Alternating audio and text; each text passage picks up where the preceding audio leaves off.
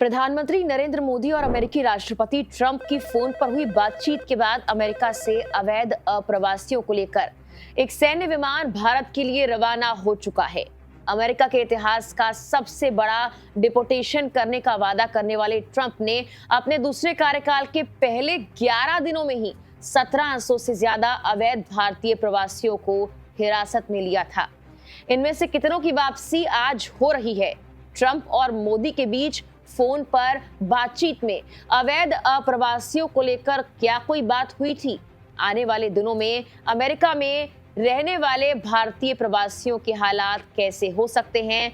Trump ने सख्त immigration policy के तहत क्या-क्या बदलाव किए हैं, बताएंगे सारी अपडेट आपको इस वीडियो में। नमस्कार, मेरा नाम है मेघना सचदेवा और आप मुझे देख रहे हैं लोकमत हिंदी पर। सबसे पहले आपको ये बता दें कि न्यूज एजेंसी रॉयटर्स के मुताबिक यूएस एयरफोर्स का C-17 ट्रांसपोर्ट एयरक्राफ्ट अवैध अप्रवासियों को लेकर भारत के लिए उड़ान भर चुका है। इसे पहुंचने में कम से कम 24 घंटे लगेंगे। सोमवार को उड़ान भरने वाले इस प्लेन में कितने लोग मौजूद हैं या ये भारत कब तक पहुंचेगा, इसको लेकर पुख्ता तौर पर कोई जानकारी सामने नहीं आई है। अवैध अप्रवासियों की वापसी तब हो रही है जब 27 जनवरी को ही मोदी और ट्रंप की फोन पर बातचीत में अवैध अप्रवासियों को लेकर चर्चा की बात सामने आई थी। प्रधानमंत्री नरेंद्र मोदी ने तो खुद इस बातचीत के बारे में एक्स पर पोस्ट कर बताया था। हालांकि रिपोर्ट्स ये कहती हैं कि इसी बातचीत के बारे में ट्रंप ने भी जिक्र किया था और कहा था कि मोदी अमेरिका में अवैध भारतीय नागरिकों को वापस लेने की जिम्मेदारी निभाएंगे।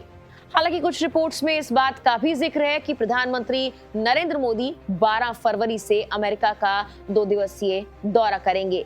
इस दौरान वो अमेरिकी राष्ट्रपति डोनाल्ड ट्रंप से मुलाकात भी करेंगे। हालांकि प्रधानमंत्री नरेंद्र मोदी की यात्रा पर अभी तक कोई आधिकारिक बयान नहीं आया है। पिछले हफ्ते विदेश मंत्रालय ने कहा था कि नई दिल्ली प्रधानमंत्री मोदी की अमेरिका की जल्दी यात्रा के लिए वॉशिंगटन के साथ काम कर रहा है।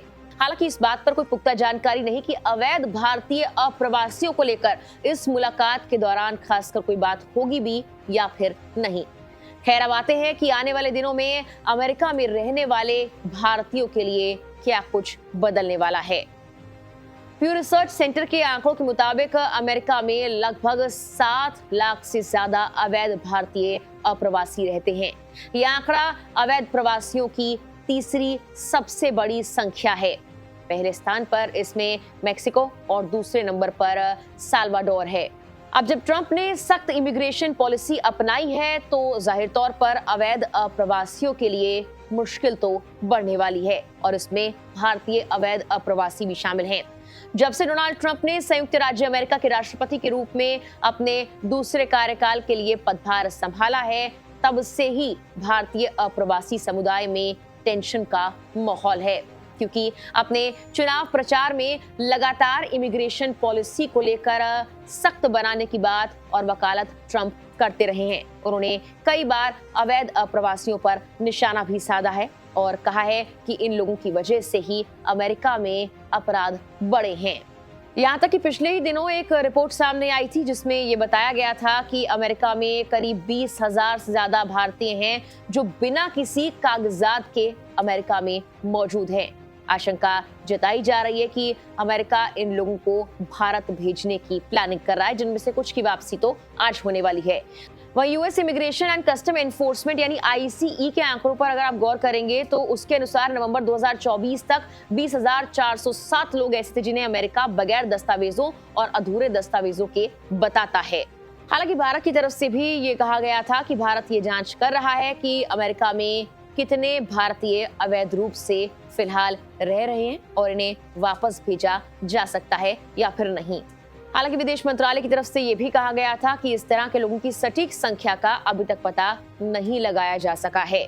सिर्फ भारत ही नहीं बल्कि अब तक सैन्य विमानों के जरिए ग्वाटेमाला, पेरू और कई और देशों के प्रवासियों को वापस भेजा गया है और ट्रंप प्रशासन के मुताबिक ये कार्रवाई यूं ही जारी रहेगी। बता दें कि जब से ट्रंप ने दूसरी बार राष्ट्रपति पद की शपथ ली है उसके बाद से इमिग्रेशन पॉलिसीज को सख्त किया गया है। बाउंडलेस नाम की एक वेबसाइट पर छपी रिपोर्ट के मुताबिक ICE के अनुसार 956 अवैध अप्रवासियों की गिरफ्तारियां हुई हैं, जो डोनाल्ड ट्रंप के दोबारा राष्ट्रपति बनने के बाद अब तक की सबसे ज्यादा हैं। होमलैंड सिक्योरिटी इन्वेस्टिगेशन यानी कि HSI सहित संघीय एजेंसियों ने शिकागो, न्यूयॉर्क और मियामी सहित पूरे अमेरिका के शहरों में छापेमारी की है। इस रिपोर्ट में कहा गया कि होमलैंड सिक्योरिटी विभाग ने यह घोषणा की है कि लगभग 6 लाख वेनेजुएला वासियों के लिए अस्थायी संरक्षित स्थिति यानी TPS के विस्तार को भी रद्द कर दिया गया है। ये एक तरह से बिडेन प्रशासन का जो फैसला था उसको पलटने जैसा है, जिसने अक्टूबर 2026 तक उन्हें कानूनी रूप से रहने और काम करने की अनुमति दी थी। TPS के बिना कई लोग वर्क परमिट खो सकते हैं और निर्वासन के जोखिमों का सामना भी कर सकते हैं। कुछ दिनों पहले तो जब अमेरिका में अवैध प्रवासियों को लेकर जाने वाले 2 जहाजों को कोलंबिया ने लौटा दिया था और अपने लोगों को लेने से इनकार कर दिया था, तब उन्हें ट्रंप के गुस्से का सामना करना पड़ा था। डोनाल्ड ट्रंप ने उन पर एक्शन लेते हुए टैरिफ और वीजा प्रतिबंध लगाने की बात तक कह डाली थी। हालांकि बाद में खबर ये आई कि कोलंबिया ने अमेरिका की बात मान ली है। वहीं कुछ दिन पहले पेंटागन ने दक्षिणी अमेरिकी सीमा पर 1500 एक्टिव सैनिकों की तैनाती की घोषणा भी की थी। अधिकारियों ने बताया था कि वहां पर पहले से ही बड़ी संख्या में मौजूद 2500 सक्रिय ड्यूटी कर्मियों के अलावा ये तैनाती की गई है।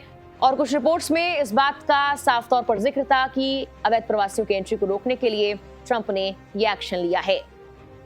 इसके अलावा एक कार्यकारी आदेश में ट्रंप ने अमेरिका में सभी गैर दस्तावेजी प्रवासियों के प्रवेश को निलंबित कर दिया है और सीमा गश्ती एजेंट्स को यह निर्देश दिया है कि वो लोगों को शरण की सुनवाई दिए बिना ही वापस लौटा दें।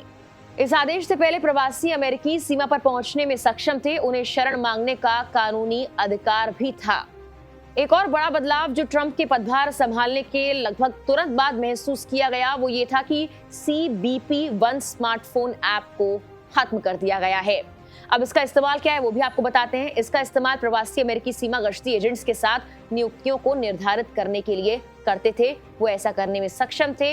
अब इस वन ऐप को बिडेन प्रशासन द्वारा जब शुरू किया गया था तो काफी लोगों को फायदा हुआ। अभियोजन से भाग रहे प्रवासियों के प्रवेश को व्यवस्थित और सुव्यवस्थित करने के तरीके के रूप में इसे लॉन्च किया गया था।